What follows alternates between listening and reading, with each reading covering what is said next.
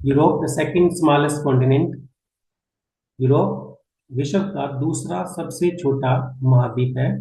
और आज हम इस महाद्वीप के बारे में इंपॉर्टेंट फैक्ट्स के बारे में बात करेंगे। शुरू करते हैं Europe. Europe second smallest continent on the earth.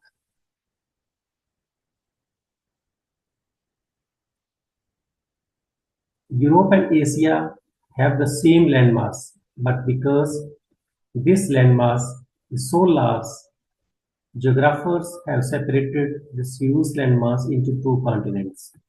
और इसका जो सरफेस एरिया है वो 993800 स्क्वायर किलोमीटर है। और लोकेशन इसकी नॉर्थन हेमिस्फीयर है।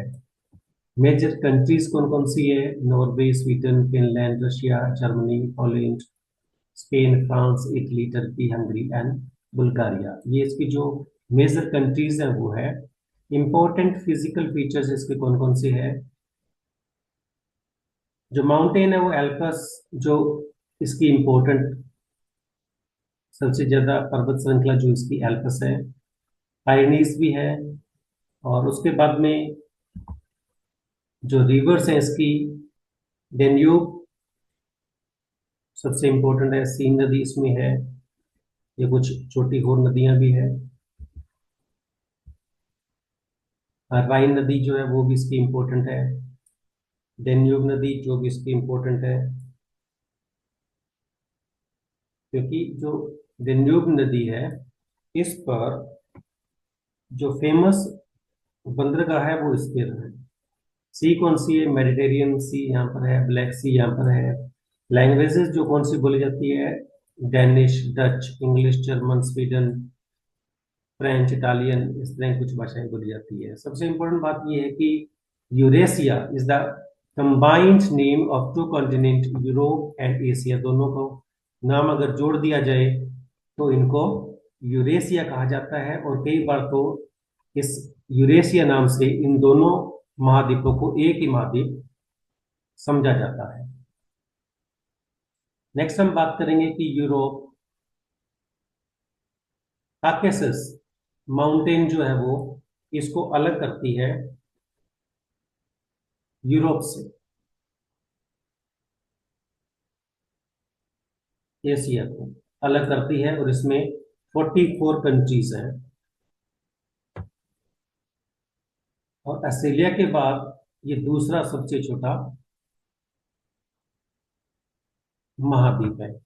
हम यहाँ पर देख सकते हैं कि ये इधर यूरोप है और ये एशिया है। इन दोनों को ये जो माउंटेन है वो इस तरह के कुछ है जो हम इस पिक्चर में देख सकते हैं।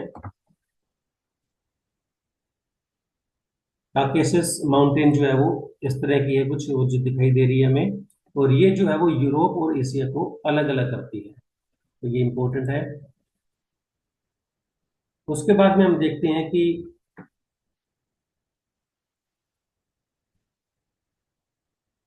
the continent of Europe is surrounded by the North Pole Sea in the north, Mediterranean Sea and the Black Sea in the south, and the Atlantic Ocean in the west. Europe महाद्वीप उत्तर में उत्तरी ध्रुव सागर, दक्षिण में भूमध्य सागर और काला सागर, और इसके साउथ में अंड महासागर से घिरा हुआ है। नेक्स्ट हम देखते हैं कि यूरोप का सबसे बड़ा शहर लंदन है। ये हम देख सकते हैं यहाँ पर। और ये कौन सी नदी के तट पर बसा हुआ है? टेम्स नदी के तट पर बसा हुआ है। ये नदी यहाँ से ऐसे निकलती है और आगे ये जो शहर है वो यहाँ पर इस नदी के तट पर बसा हुआ है। नेक्स्ट हम बात करते हैं डेन्यूब नदी की। डेन्यूब नदी जो है वो इसकी मोस्ट इंपोर्टेंट नदी है, जो कि 2842 किलोमीटर लंबी है। और वो कौन कौन से देशों के बीच से निकलती है? ऑस्ट्रिया, बुल्गारिया, यहां से ये शुरू होती है। और देखो ये, और बाद में ये ब्लैक सी में गिर जाती है। यहां से शुरू होती है ये, कुछ इस तरह से ये निकलती है। और इसकी जो टोटल लंबाई है वो 2842 किलोमीटर है। और इस नदी के तट पर जो बंदरगाह है वो कौन कौन से हैं? Budapest, Bucharest, Vienna and Belgrade जो पोर्ट है वो इस नदी के, ये हम देख सकते हैं यहाँ पर, ये रहा, इस नदी के तट पर बने हुए हैं। नेक्स्ट हम बात करते हैं republic of Ukraine. In Europe is the world leading wheat producing region, और ग्रेनरी ऑफ द वर्ल्ड, इसको ब्रेड बास्केट भी कहा जाता है। किस देश को कहा जाता है? यूक्रेन को कहा जाता है। Italy is the world's largest producer of grapes and olives. Rhine नदी जो है वो, ये जो वाटरवे है, ये यूरोप का सबसे बिजिएस्ट इनलैंड वाटरवे है। राइन नदी का जलमार्ग यूरोप का सर्वाधिक व्यस्त अंतःस्थलीय जलमार्ग है। वो यहां से शुरू होकर ऐसे इस तरह ये घूमकर यहाँ पर आगे आता है। तो सबसे ज्यादा व्यस्त अंतःस्थलीय जलमार्ग जो है वो राइन नदी पर बना हुआ है। The capital of France is Paris. Paris जो है वो सीन नदी के तट पर बसा हुआ है। ये हम देख सकते हैं, ये पेरिस है, ये जो सीन नदी है वो इस तरह यहाँ से निकल रही है।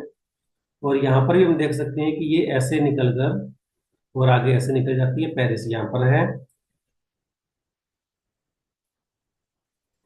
It is considered the most beautiful city in the world.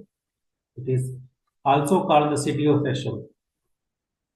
यह विश्व का सुंदर नगर माना जाता है और फैशन की नगरी भी इसे कहा जाता है।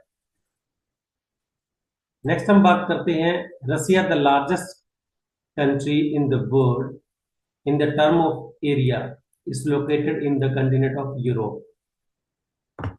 Finland of the Europe is called the country of lakes. Black Forest of Europe is a fault mountain. Country of lakes Finland को कहा जाता है। और फिनलैंड देखो ये इतने बड़ा है, और यहाँ पर देख सकते हैं कि ये जो छोटी छोटी झीलें हैं, इनके कारण इनको झीलों का शहर या झीलों का देश कहा जाता है। और ये जो झीलें हैं वो कुछ इस तरह से दिखाई देती है। नीचे वाली पिक में अपन देख सकते हैं, ये छोटी छोटी झीलें कुछ इस तरह से बनी हुई है, जो ऊपर वाली पिक में हमें इस तरह दिखाई देती है। Italy is the called Italy is called the India of Europe because it is also an Italy is called the India of Europe because it is also an agriculture country like India. It has the Alps like the Himalayas.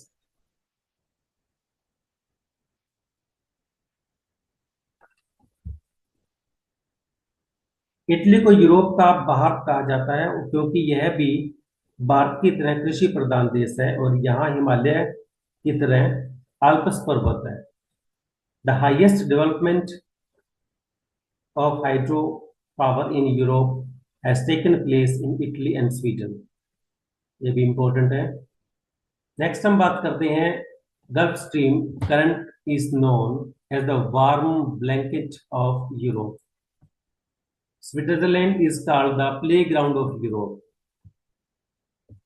Europe का playground कहा जाता है Switzerland को। Alps mountain range is the most extensive in Switzerland. हम पहले बात कर चुके हैं, रशिया जो लार्जेस्ट कंट्री है यूरोप की। Po river is called the Ganga of Italy. ये भी इंपॉर्टेंट है।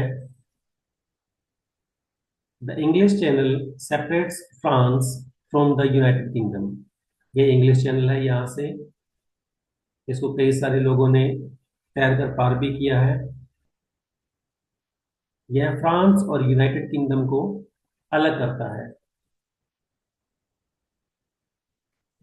Dear friends, these were the most important facts regarding Europe continent. I hope you have got these facts. Thank you, have a nice day.